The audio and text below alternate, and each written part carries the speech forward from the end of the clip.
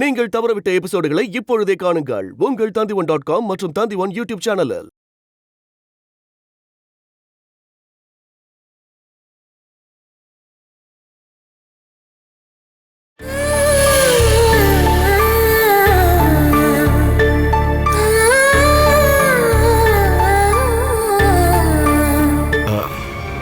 உங்களை கஷ்டப்படுத்தி இருந்தா சாரி.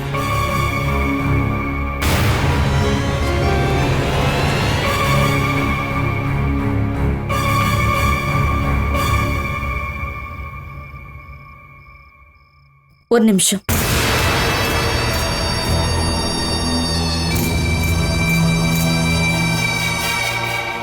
என்கிட்ட சொல்லாத. உனக்காக ஒவ்வொரு நாளும் ஒவ்வொரு நிமிஷமும் காத்துக்கிட்டு இருக்கிற பிரியா கிட்ட நீ சாரி கேட்கணும்.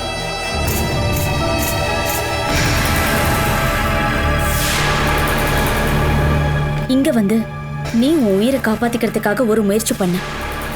நான் அப்படி எதுவும் நினைச்சு மறந்துடுறேன். ஆனா நீ தப்பான பாதையில நடந்து போய் மறுபடியும் வாழ்க்கையை வீணாக்கிக்காத.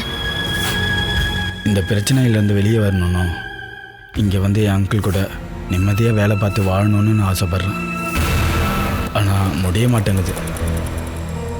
அந்த அளவுக்கு என் மேலே ஏகப்பட்ட கேஸ் இருக்கு. ஒரு பிரச்சனையிலேருந்து வெளில வந்தால் இன்னொரு பிரச்சனை. நீ மனசு வச்சா அது நடக்கும்.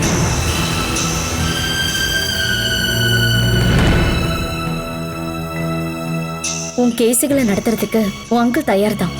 ஆனா நீ பழைய மாதிரி நடந்துக்க மாட்டேன்னு நீ அவருக்கு வாக்கு கொடுக்கணும்.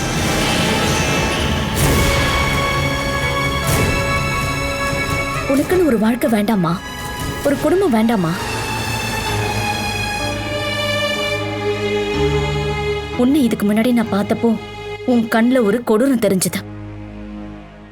நான் இப்பதான் உன் கண்ணில் கண்ணீர் வரத பாக்குறேன். இந்த ஒரு எண்ணம் போதும், உன் வாழ்க்கையில கண்டிப்பா ஒரு மாற்றம் வரும். போலீஸ்ல இருந்து தப்பிக்கிறதுக்காக தான் நான் இந்த வீட்டுக்கே வந்தேன். இது நான் ஓடி ஆடி வளர்ந்த வீடு. என்னோட அம்மாவும் இந்த வீட்டில் தான் வளர்ந்தாங்க. இதோ இந்த வீட்டில் இருக்கும்போது தான் எல்லா பிரச்சனையும் முடிச்சுட்டு நல்லவனா தெரிஞ்சிடணும்னு தோணுது. சொல்லப்போனால் எங்கள் அம்மாவால் இப்போ பேச முடியாதுங்கிறதுனால தான் அது உங்கள் வாயால் சொல்ல வச்சுருக்காங்க.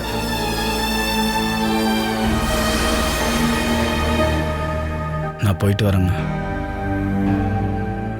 இதுக்கப்புறம் பார்க்க முடியாதுன்னு சொல்ல வரல. ஒரு வேளை பார்க்க முடிஞ்சா அது என் பிரியா ஆசைப்படுற மாதிரி அவளோட நல்ல மாமாவாக தான் நீங்கள் பார்ப்பீங்க.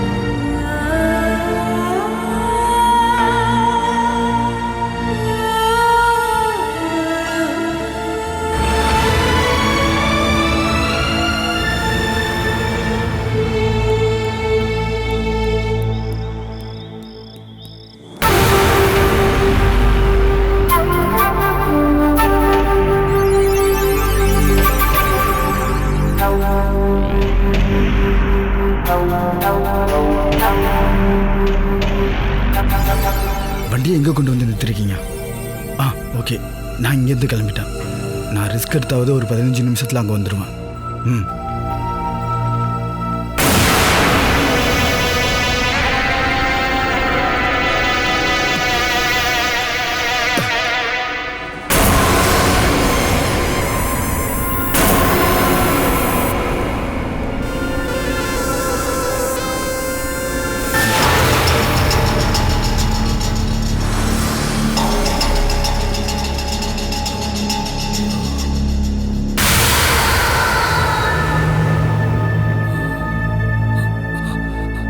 யாருடா அது?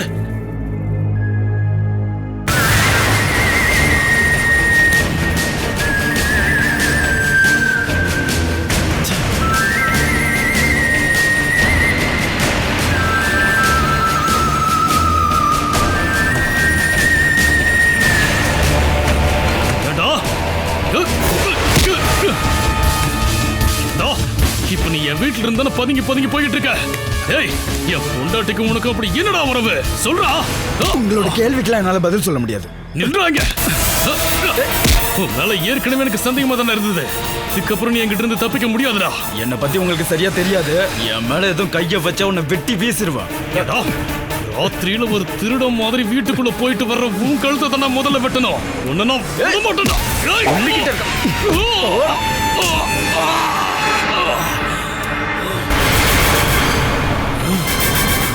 இது பாரு, என் பாதையில நீ குறுக்க வராத.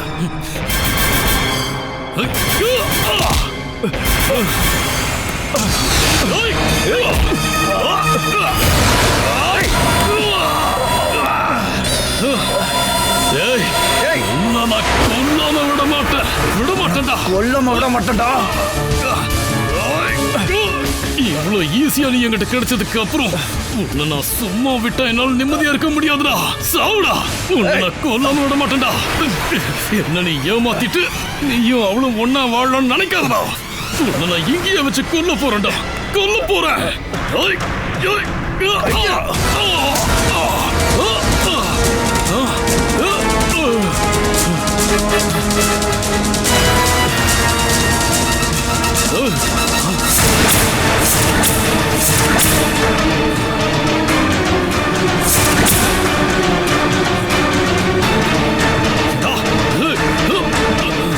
ஒரு பாவப்பட்ட பொண்ணை நீ பண்ற டார்ச்சரால இப்ப உன்னை கொல்லணும்னு தோணுது.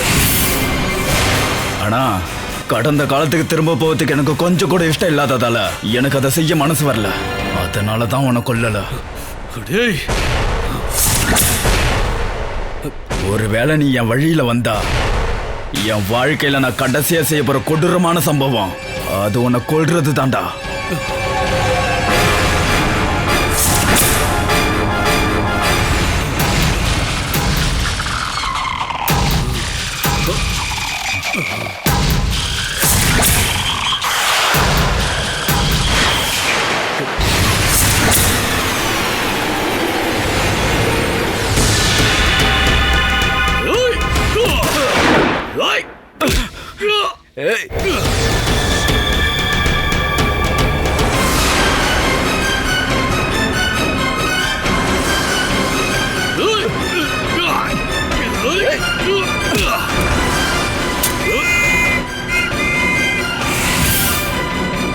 என்னங்க வெளியே ஏதோ சத்தம் கேக்குதுல்ல?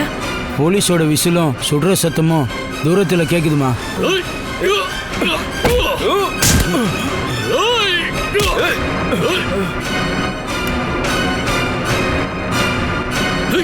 இதுக்கப்புறம் நீ உயிரோடவே இருக்க வேண்டாம்டா.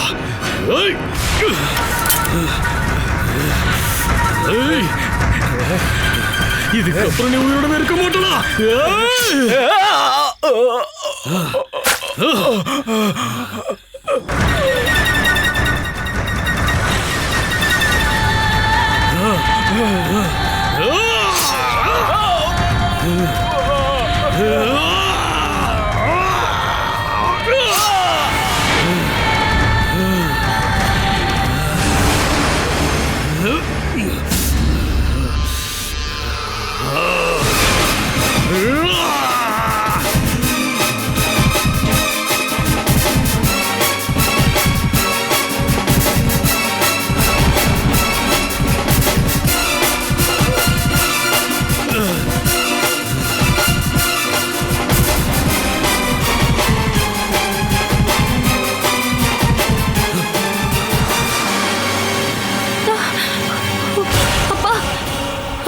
சத்தம் தான்ப்பா கேட்டது.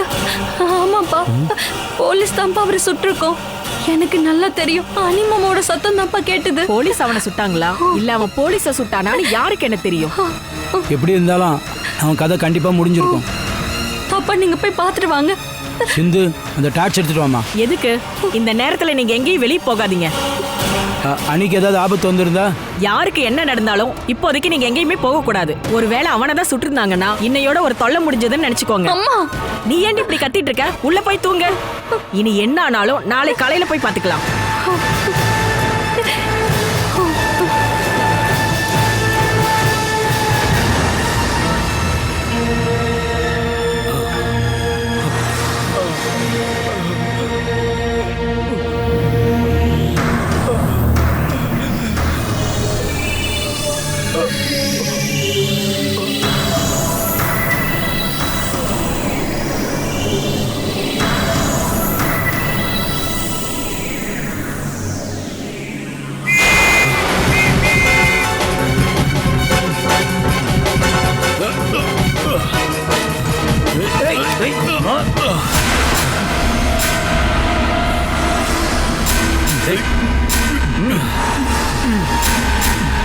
டேய், இவன் செத்து போயிட்டான்டா. வாடா.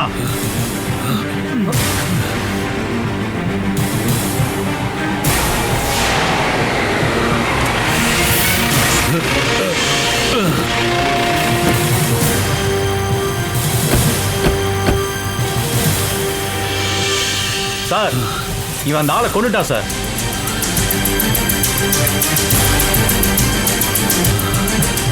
இவன் அந்த வீட்டுல வாடகைக்கு குடியிருக்கா சார். இவனுக்குள்ள சண்டை நடந்திருக்கும் போல. இவனோட உயிரை காப்பாத்திக்கிறதுக்காக இவன் கொன்னுட்டா சார். உயிரை காப்பாத்திக்கவா? இவன் என்ன இவனை விட பெரிய அக்யூஸ்டா என்ன? கத்தியெல்லாம் வச்சிருக்கான்.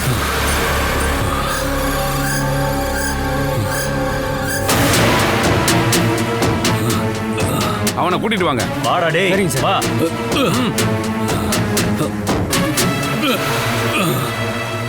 எதுக்குடா அவனை நீ குத்துன? அவனை குத்தி கொல்ற அளவுக்கு உனக்கு அவன் மேல அப்படி என்னதான்டா பாக்க?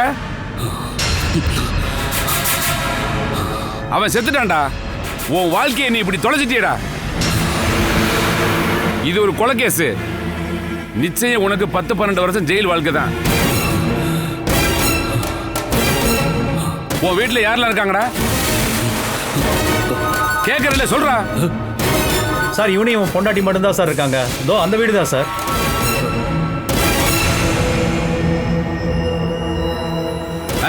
நம்ம அந்த வீட்டுக்கு போயிருக்கோம்ல, இருந்தாலும் நாம தேடிக்கிட்டு இருந்தவன் கிடைச்சிட்டான். அனிருதன். ஆனா டெட் பாடியா கிடைச்சிருக்கான். பரவாயில்ல.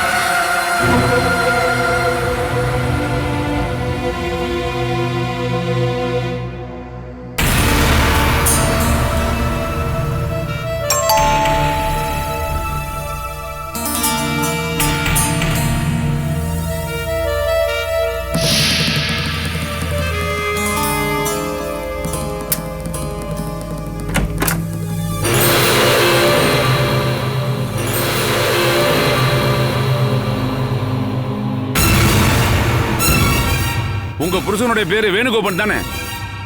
ஆமா. அவனை கீழே இறக்குங்க சார்.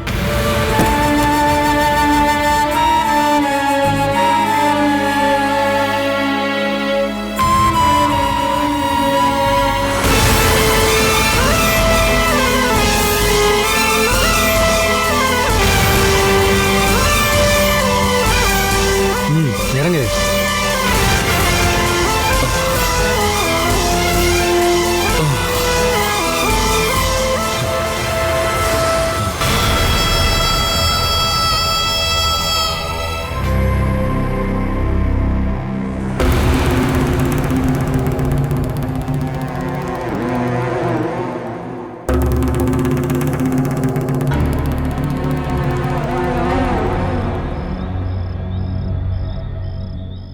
இவன் தானே பாருங்க.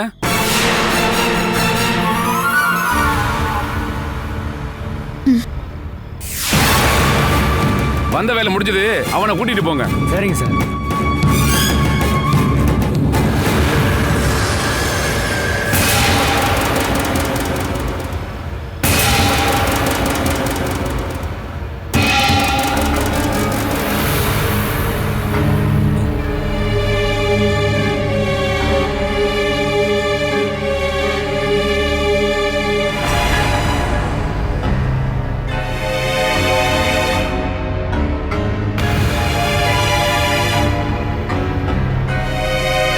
சார் என்னாச்சு? நாங்க 2-3 நாளா தேடிக்கிட்டு இருந்த ஒரு கிரிமினலை இவன் கொன்னுட்டான்.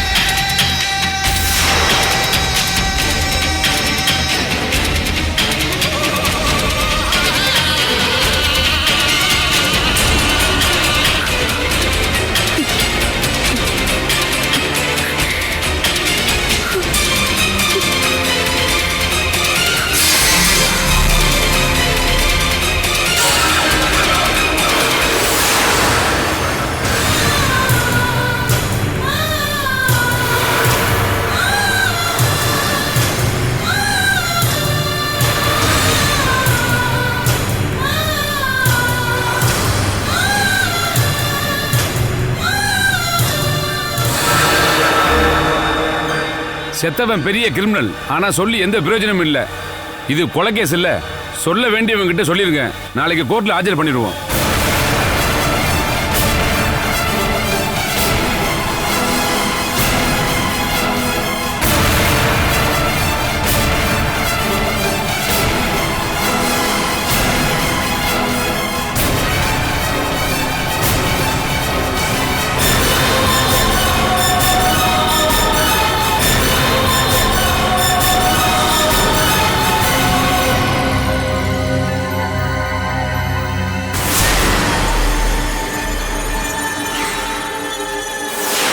சார், ஹாஸ்பிட்டல்லேருந்து ஆம்புலன்ஸ் வந்துகிட்டு இருக்கு சார்.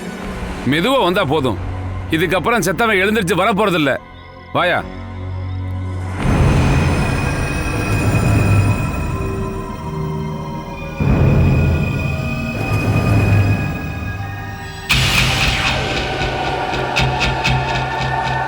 வண்டியில் ஏத்துங்க. Okay sir. ஏரியா.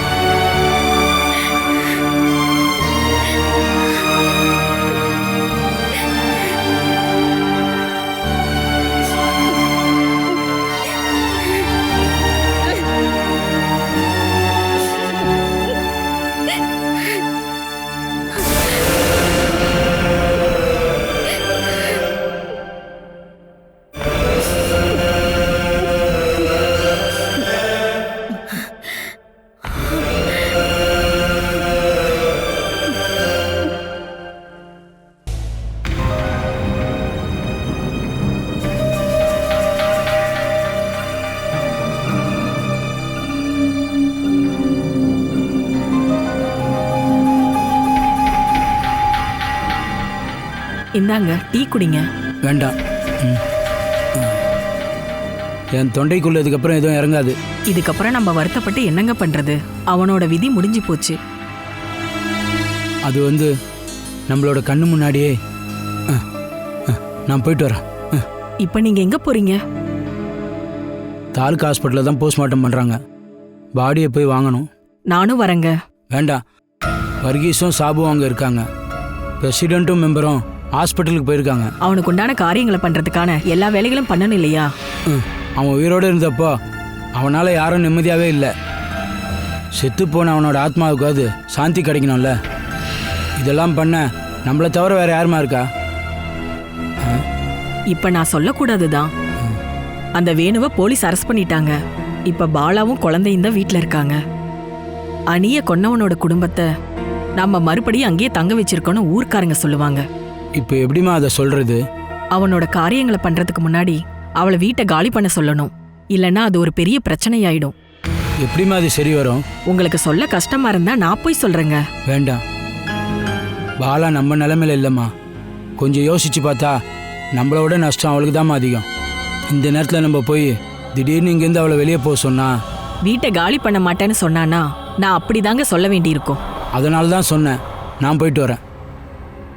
என்னங்க, நம்ம பொண்ணு ரொம்ப வருத்தமா இருக்கா. அவன் செத்து போயிட்டான்னு கேட்ட உடனே அவ சாப்பிடாம இருக்கா. அவளை சமாதானப்படுத்திட்டு போங்க. ம்.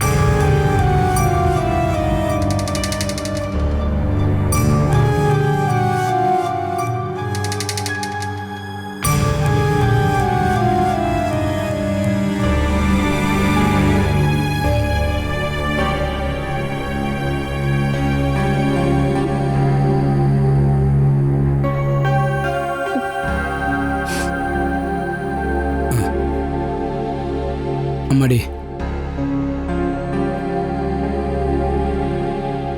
அவனோட ஆயுசு சீக்கிரம் முடிஞ்சு போச்சுன்னு தான்மா நினச்சிக்கணும். அது எனக்கு தெரியும்பா.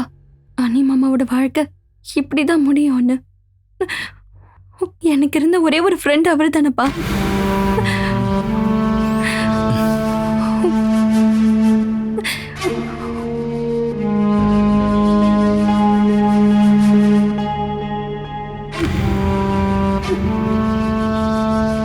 Catch us on TV, Tandivan.com, Facebook and YouTube.